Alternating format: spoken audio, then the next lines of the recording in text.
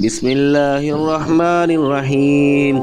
تبارك الذي بيده الملك وهو على كل شيء قدير، الذي خلق الموت والحياة ليبلوكم أيكم أحسن عملا وهو العزيز الغفور، الذي خلق 7 سماوات طباقا ما ترى في خلق الرحمن من تفاوت فارجع البصر هل ترى من فتور، ثم ارجع البصر كرتين ينقلب إليك البصر خاسئا وهو حسير، ولقد زينا السماء الدنيا بمصابيها وجعلناها رجوما للشياطين وأعتدنا لهم عذاب السعير، وللذين كفروا بربهم عذاب جهنم وبئس المصير، إذا ألقوا فيها سمعوا لها شهيقا وهي تفور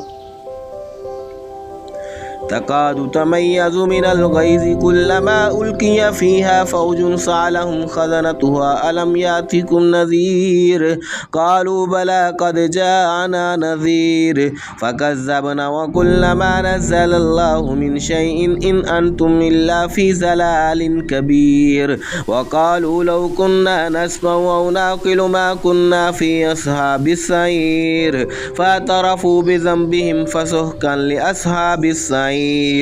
إن الذين يخشون ربهم بالغيب لهم مغفرة وأجر كبير، وأسروا قولكم أو اجهروا به إنه عليم بذات الصدور، ألا يعلم من خلق وهو اللطيف الخبير، هو الذي جعل لكم الأرض ذلولا فامشوا في مناقبها وكلوا من رزقه وإليه النشور،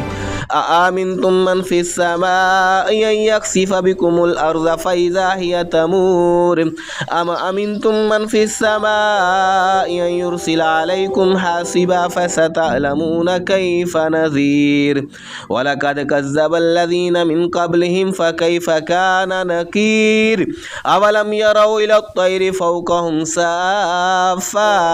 ويقبضن ما يمسكهن إلا الرحمن إنه بكل شيء بصير،